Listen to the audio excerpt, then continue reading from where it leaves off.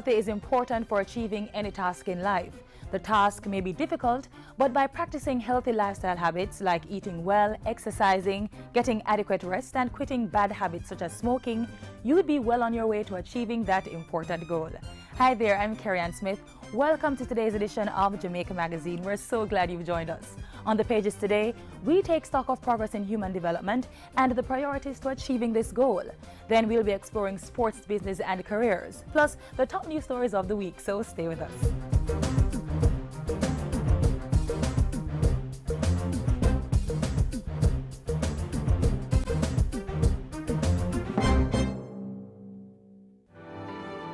There's a long-distance relay that's still on.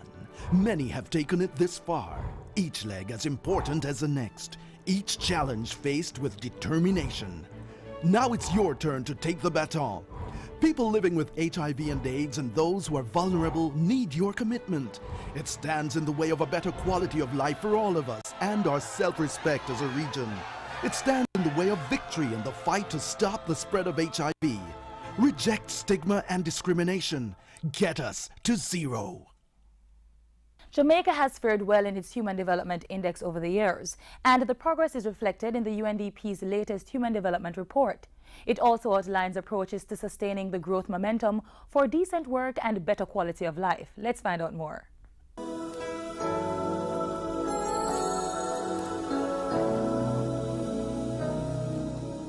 There comes a time when we heed a certain call, when the world... It was some 20 years in the making, and the final production has awoken the world to a host of information revealing the facts behind anecdotal beliefs. It's the United Nations Development Programme, UNDP's Human Development Report 2013, The Rise of the South, Human Progress in a Diverse World. To quote the New York Times on the 20th anniversary of the HDR in 2010, it said, so far, only one measure has succeeded in challenging the hegemony of growth-centric thinking. This is known as the Human Development Index. On March 14, 2013, the global community was introduced to the UNDP's latest offerings on the Human Development Index. As would be later revealed at the June 4 Jamaica launch in Kingston, it provides critical development information for 187 countries and United Nations recognized territories. What is revealed is that economic growth by itself will not translate into human development progress. Pro-poor policies and significant investment in human capacities, such as in education, nutrition, health, and employment skills, can expand access to decent work and provide for sustained progress. In highlighting innovative social programs as a hallmark of successful states, the HDR upholds the broader social and poverty reduction agenda of the South, which embraces policies to address inequalities, institutional failures, social barriers, and personal vulnerabilities as being central to promoting economic growth. This key message of the report is excellently illustrated by the initiative taken by the New York City Mayor Michael Bloomberg, who traveled to Mexico to study that Spanish-speaking country's Oportunidades program prior to launching Opportunity NYC Family Rewards, the first conditional cash program in the United States. The UNDP flagship publication reinforces this message by highlighting 42 countries that are putting the principle into action.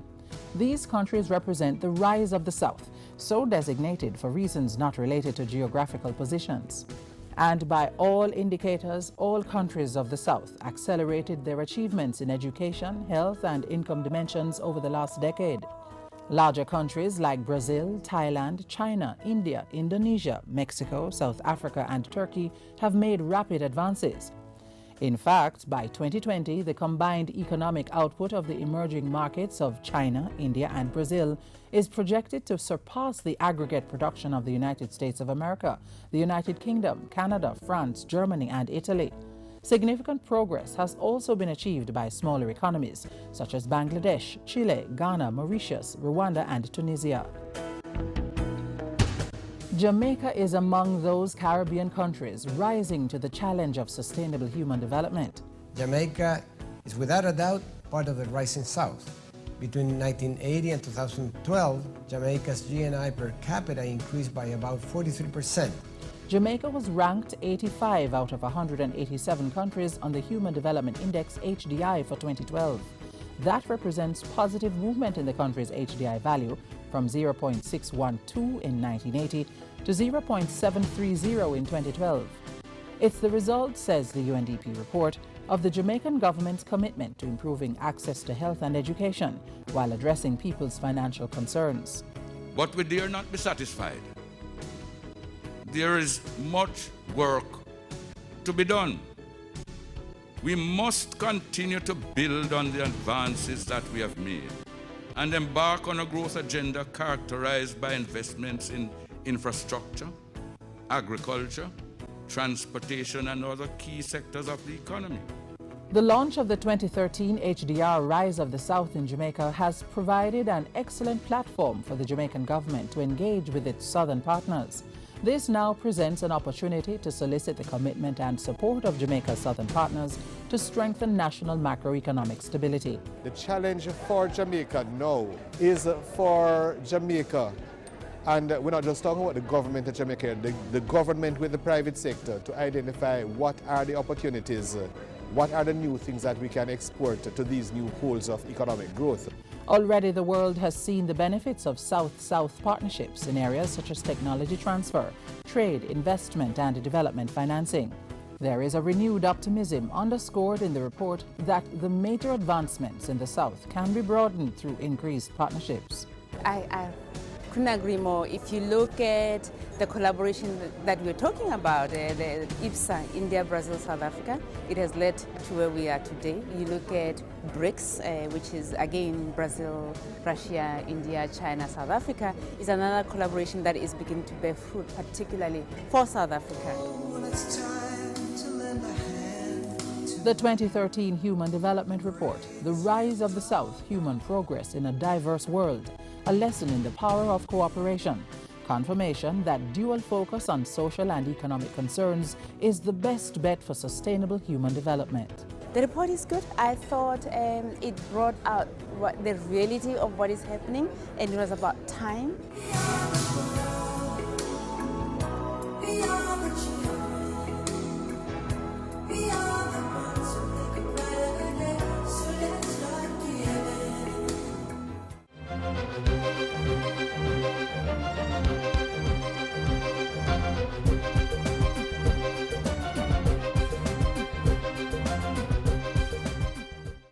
Smoking, it's bad for your health. There's nothing cool about this habit. Tobacco smoking is a silent killer that will snare you in a horrific cycle of addiction that robs you of your money and your health. And it's not just you who suffers.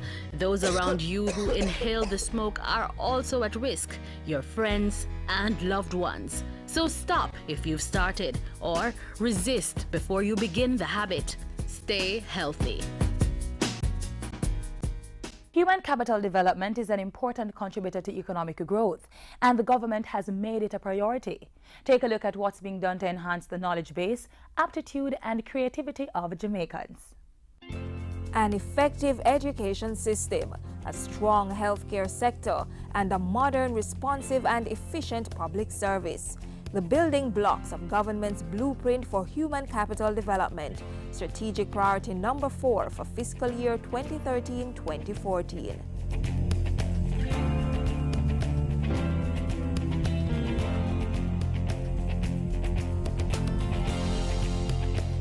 When he delivered his call to action in the 2013-2014 sectoral debate, Minister Ronald Thwaites underscored that education was critical for national development. It's a conviction shared by all members of the Portia Simpson Miller-led administration, and teacher quality has been identified as a priority area for action. This year we will train some 400 teachers to diagnose cognitive, social, and personal challenges among our little children. In addition to meeting teacher training needs, government is also tackling leadership of educational facilities. Assistance will be given to schools listed as lacking in proper management and administrative capabilities in the recently released National Education Inspectorate report. While teacher quality is addressed, the physical spaces they and their students occupy are also being improved and expanded. As part of that, infant departments will be added to 179 primary schools, and 50 early childhood institutions are being built on the Food for the Poor's Jamaica 50 initiative with the support of the Education Ministry. Developing Jamaica's human capital begins with advancing the condition of individuals to spark national development. Universal literacy is therefore a strategic focus. Several primary school teachers were tapped to participate in summer development sessions so they can in turn deliver more effective literacy and indeed numeracy teaching. A healthy populace is another critical element of government's plan to develop Jamaica's human capital. The highlight of that plan is the development of 4 centers of excellence, health centers that offer more than the ordinary. 3 of the 4, Isaac Barrett, Darlington and Santa Cruz, are on track for completion by April 2014. Meanwhile, Cabinet has approved the award of the contract for the renovation of the fort. The Claremont Health Center in St. Anne, and work will begin very soon on that one. the other levels of the healthcare system are also coming in for attention, including plans to establish a child and adolescent hospital in Western Jamaica and a US $200 million medical facility in St. James. On the policy front, consultations are underway to determine the future of public health financing. In the meantime, the no-user fee policy will remain in place for the 2013-2014 financial year. And Cabinet has approved the introduction of a Government of Jamaica GOJ health card. The card will facilitate proper systems of monitoring and evaluation and the optimization of service delivery channels for pharmaceuticals. The number of health professionals in the public health system is also being increased. It is generally agreed through those consultations that the procurement process is too protracted and contributes to significant delays in the implementation of government projects. This cannot continue if the country is to achieve national developed status. So a modern, responsive and efficient public service must be created to support national development. Among other things, customer service is being addressed, the energy footprint of public buildings is being reduced, and the public sector modernization program continues.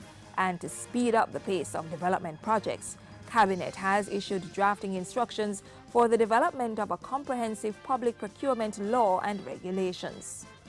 The present system is managed under the Contractor General's Act and the Financial Administration and Audit Act, FAAA, neither of which offers complete coverage of the multiplicity of issues impacting on the procurement process.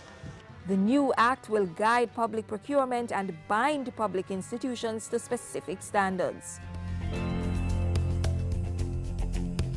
Human capital development, driven by educational advancement, effective healthcare, and an efficient public service, bringing the vision of developed country status closer to reality. Empowerment and facilitation will be the hallmark of the development of our human capital as we go for growth and development and seek to unleash our full potential.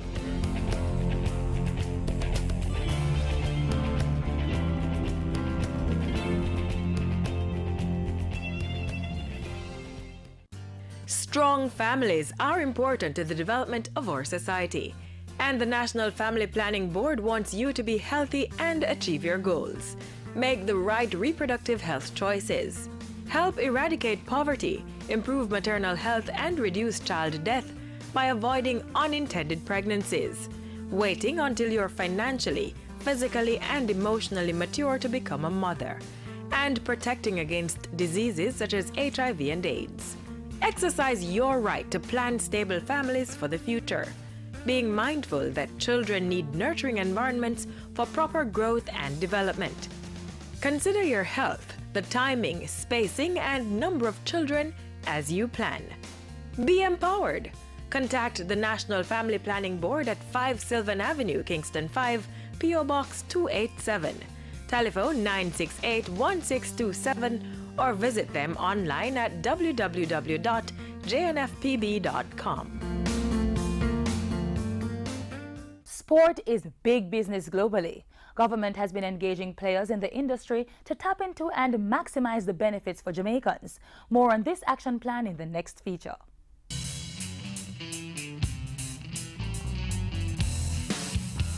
Friendly rivalry. The agony of defeat. The camaraderie. And the thrill of victory. No doubt about it, sports is fun for those taking part and definitely those looking on. But make no mistake, these days it's also big business, and those who fail to recognize that are losing out on the social and economic value that's ripe for the picking. My vision is that sport in Jamaica will become a major income earner and will be the glue that binds us together as a people. In this regard, our policies must positively influence economic models for development of sport.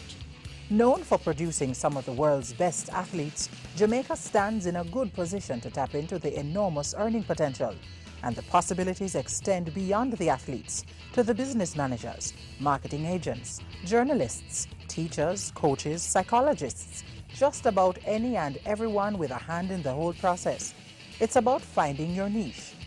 We all don't have to be the stars. You don't have to be the starter on the teams, but you can provide the support.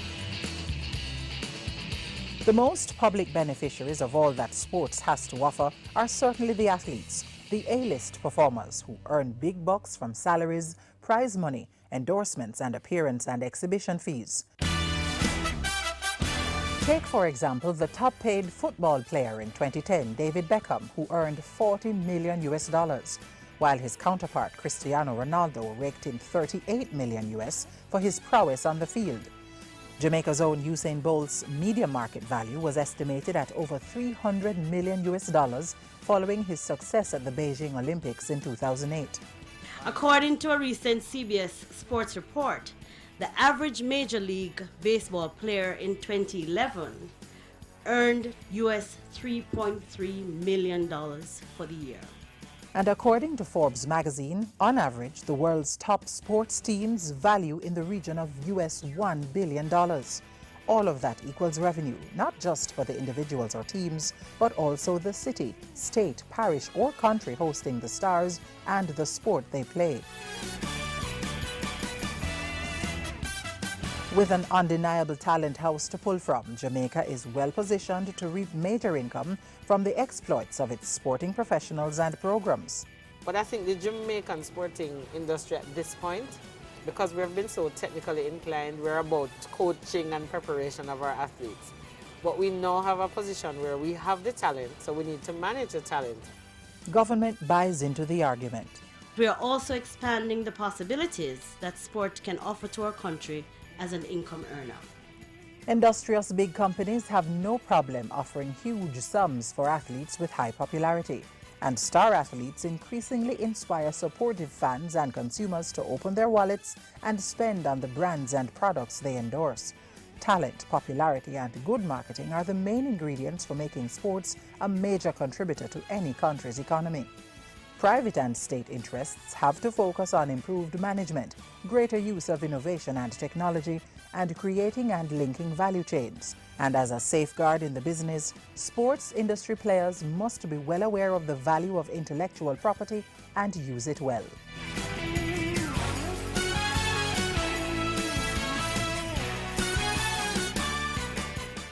There'll be a better tomorrow. There'll be a better tomorrow. There'll be a better tomorrow. There'll be a better tomorrow. There'll be a day. There'll be a way. There'll come a time to sing a brand new song. There'll be a better tomorrow. We must keep focused on the gains that we will make along the way, the development goals that we will reach.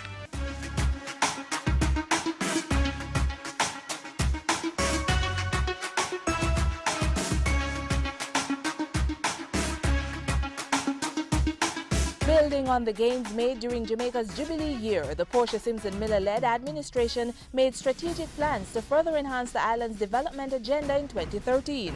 Catch highlights of the Prime Minister on a mission this Monday, January 6th, right here on this station.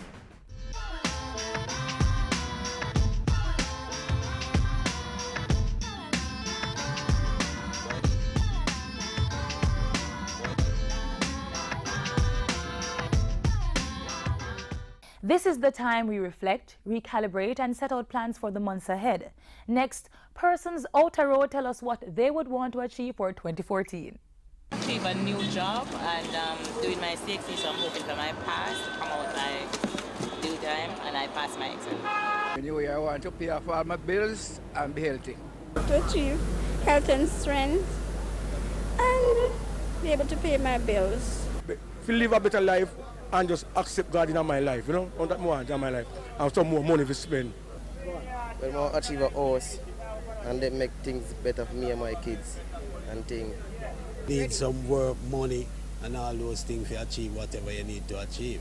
My plan is actually to go back to work, but my achievement is finish college, so that's my plan for New Year's for now. Blessings and prosperity for me and for the country.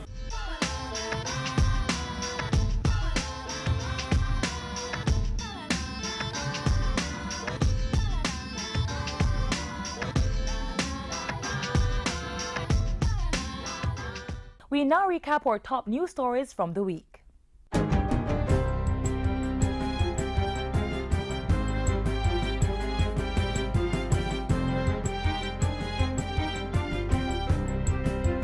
Hi there, I'm Simone Wolf with your JIS News of the Week. At the beginning of the new year, the nation's leaders called for a unified approach in tackling the challenges facing the country. Prime Minister Portia Simpson Miller called for understanding as the government continues the economic reform program in a bid to grow the economy. Jamaicans were also urged to join in the fight against crime. The government has been doing its part and will redouble its efforts in 2014 to work toward a safe and secure Jamaica.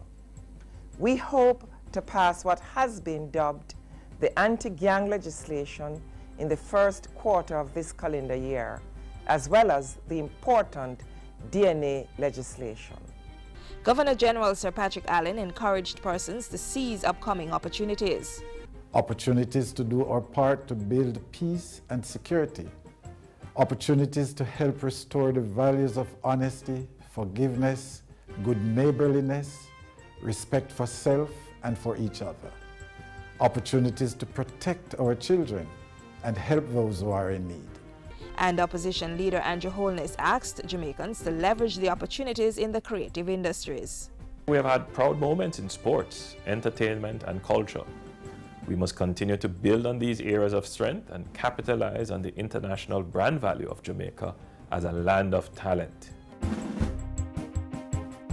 New Year's Day also marked the introduction of an employment tax credit, ETC, for unregulated companies and self-employed individuals engaged in a trade, vocation, or profession. The non-refundable tax credit can be claimed when eligible companies or individuals are computing their net income tax liability.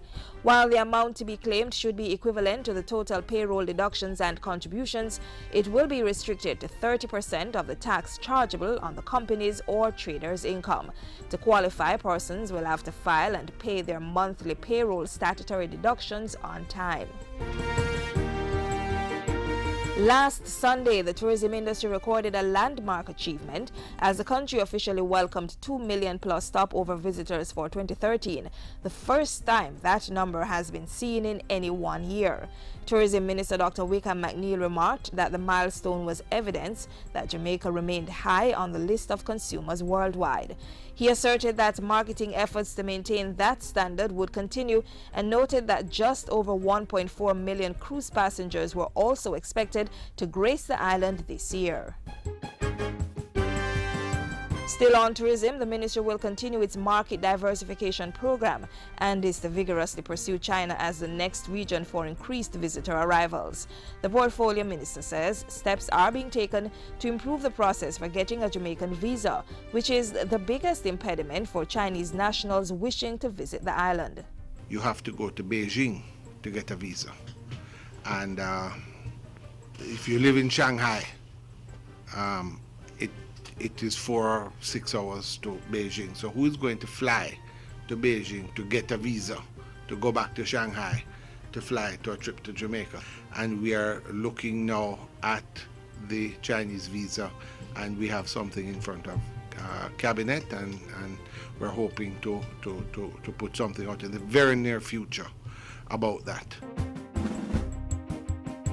The Education Ministry said a meeting held Monday to resolve the matter of principals participating in a mandated training program was successful. School board chairmen were summoned to the meeting following Education Minister Ronald Thwaites' recent declaration to Parliament that the ministry would take steps to ensure that principals complied with the training of the National College for Educational Leadership, NCEL.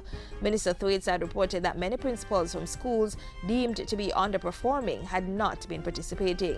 At Monday's meeting, the board chairs expressed disappointment with the actions of their principals. They gave a commitment to conduct their own investigations to determine what may have contributed to the non-compliance, and said it was expected that their principals would become compliant by the end of January.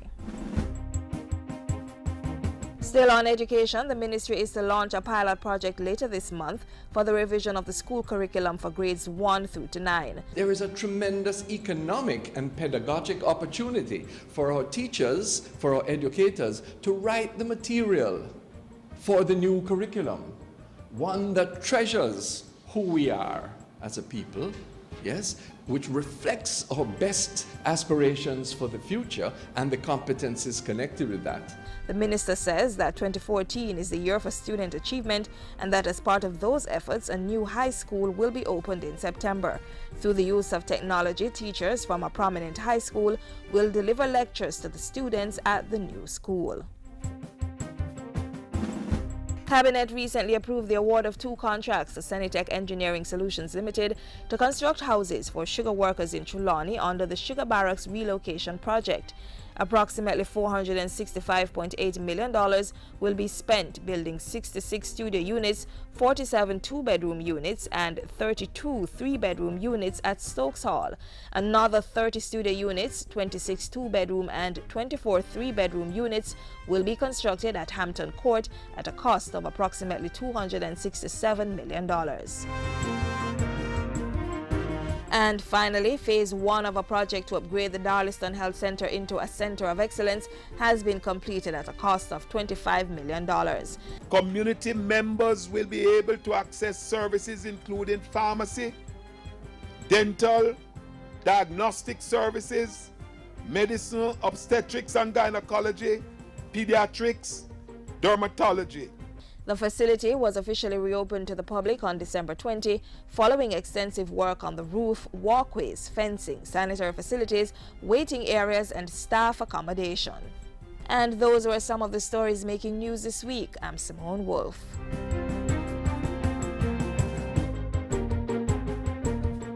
We've come to the close of today's edition of Jamaica Magazine, but as we go about our business, let's be courteous and disciplined, especially on our roads. Stay safe, and don't forget, we value your feedback, so drop us a line. Send an email to jamaicamagazine@jis.gov.jm. You may also follow us on Twitter @JIS News. On behalf of the team here at the JIS, I'm Carrie Ann Smith, inviting you to join us again tomorrow. Until then, take care.